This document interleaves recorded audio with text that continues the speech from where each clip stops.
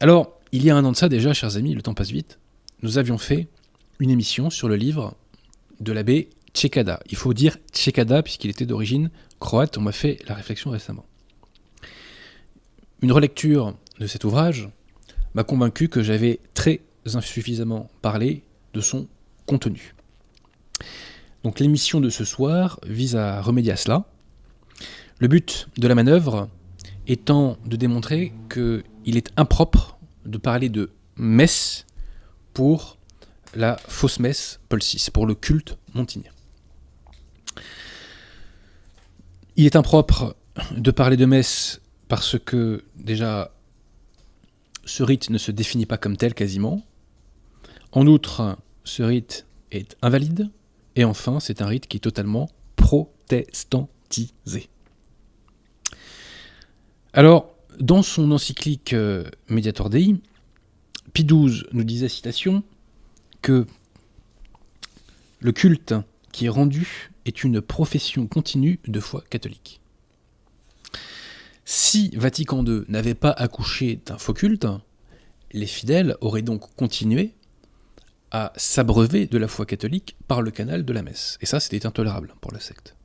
Donc pour remédier à cela, on a créé un faux culte, le culte de l'homme, le culte du salut universel, et ainsi, hebdomadairement, on a pu professer la religion moderniste du salut universel. Ce faux culte ne s'est pas fait en un jour, il s'est, je dirais, bâti sur le long terme par la méthode des petits pas, et une autre méthode a été utilisée pour imposer ce faux culte, c'est ce que j'appelle le remplacement systématique du principe par l'exception.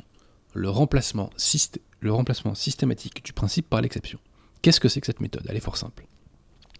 Elle consiste dans un premier temps à rappeler, pour rassurer les conciliaires conservateurs, donc à rappeler un principe de l'enseignement de l'Église, et parallèlement à accorder systématiquement une dérogation à ce principe.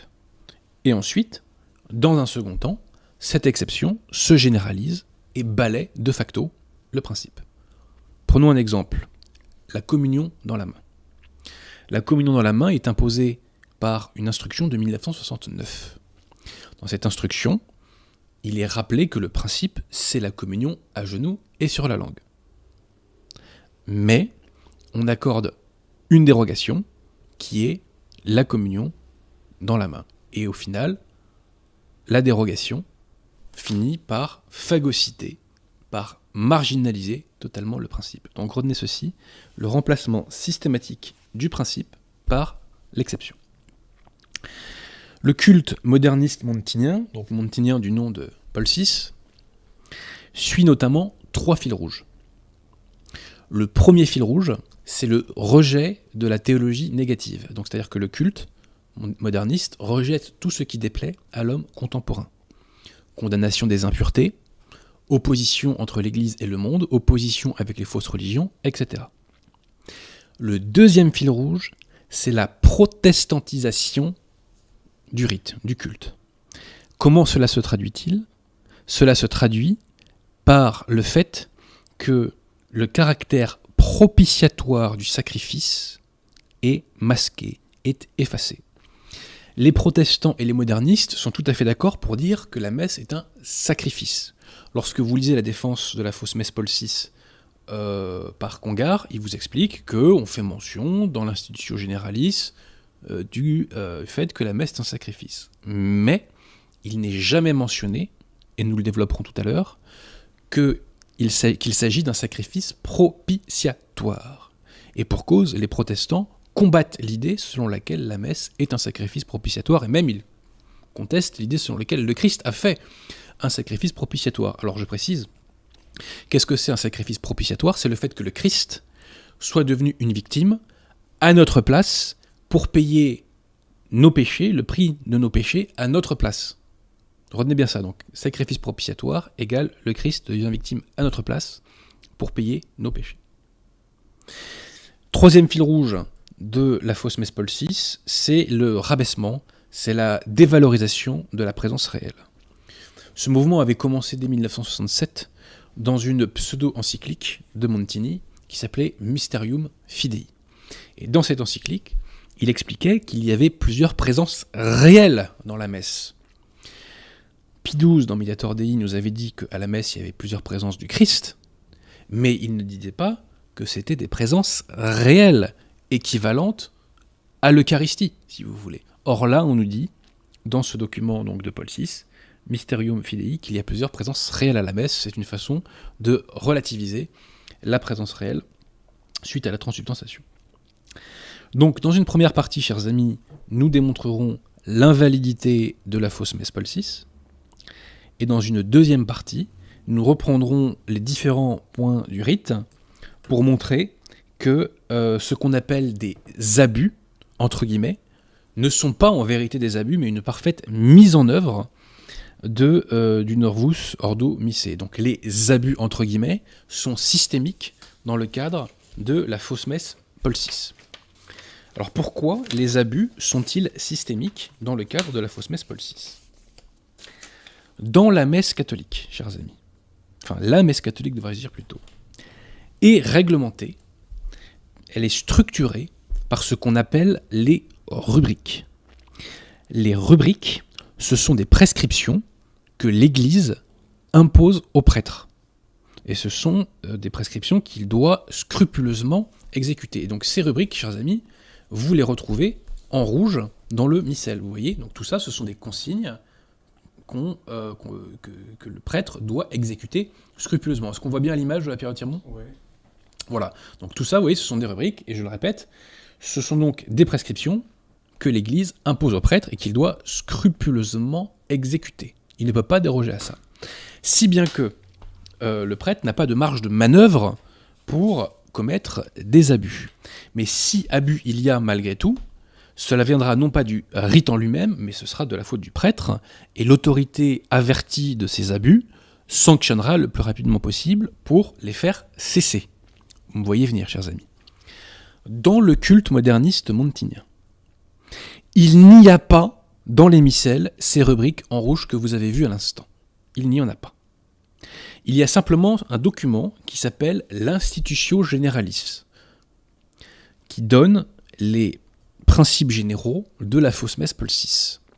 Et encore, ces principes ne sont pas toujours clairs, et il existe de très nombreuses dérogations à ces principes. Cela donne donc une marge de manœuvre énorme aux clercs conciliaires pour partir en vrille. Donc je le répète, l'absence de rubrique, donc ces prescriptions en rouge que vous voyez là, sont un levier gigantesque pour que le prêtre fasse, enfin entre guillemets, puisqu'ils ne sont pas validement ordonnés dans la plupart des cas, pour qu'il fasse n'importe quoi. Mais il y a pire. Dans le culte moderniste montinien, donc le culte de l'homme, il est prévu ce que j'appelle de véritables zones de verglas, dans lesquelles les clercs sont appelés à exprimer leur créativité personnelle. Ces zones de verglas, vous l'avez compris, sont de véritables pousses au crime liturgique. Résultat, lorsqu'il y a un entre guillemets abus dans une fausse messe Paul VI, dans l'immense majorité des cas, pour ne pas dire tout le temps, il n'y a pas de sanction digne de ce nom. Parfois, il y aura des protestations verbales, formelles, dans certains textes conciliaires pour dire qu'il faut faire attention, etc., et qu'il ne faut pas faire d'abus, mais de facto, il n'y a pas de sanction aux abus. On l'a vu dernièrement dans le monde germanique, où on met des drapeaux LGBT dans les églises, par exemple. Jamais de sanction. Jamais. Alors, pour vous prouver ce que je dis, eh bien, nous allons sortir une pièce du dossier. Et nous allons donc vous prouver, chers amis, que les abus dans le cadre de la fausse messe Paul VI ne sont pas une déviance, mais ces abus sont bel et bien systémiques. Et je le répète, il est inapproprié de parler d'abus. Donc nous allons publier une photo d'une, entre guillemets, messe célébrée par Jean-Paul II au mois de mai 1984 en Nouvelle-Guinée. Cette photo, je vous le dis d'avance, nous avons été obligés de la censurer pour ne pas porter atteinte à votre pudeur et pour ne pas commettre un péché de scandale. Alors, par précaution, nous l'avons censuré, hein, mais par précaution, éloignez les enfants. Éloignez les enfants, il ne faut pas qu'ils voient cette photo d'une messe faite, célébrée par Jean-Paul II. Pierre Tirmont, est-ce que vous pouvez afficher la photo, s'il vous plaît? Donc, comme vous le voyez, dans cette photo, une fidèle conciliaire lit les épîtres alors qu'elle est à moitié nue. Voilà, donc pour dire les choses un peu crûment, elle a la poitrine à l'air. Bon. Or, le fait pour une femme d'avoir la poitrine à l'air en public, c'est un péché mortel, bien évidemment, de scandale. Or, comme vous pouvez le constater, chers amis, ce péché mortel ne pose absolument aucun problème à la hiérarchie Novus Ordo, à la hiérarchie conciliaire. On laisse faire cette femme à moitié nue. On laisse faire le péché. On laisse faire le mal. Donc on voit bien que la fausse messe Paul VI intègre parfaitement le péché mortel. Ce n'est donc pas un abus, c'est une parfaite mise en œuvre des principes du Novus Ordo Missae, comme en atteste la présence parfaitement calme de ce cher Wojtyla Jean-Paul II en compagnie de cette femme à moitié nue. Voilà.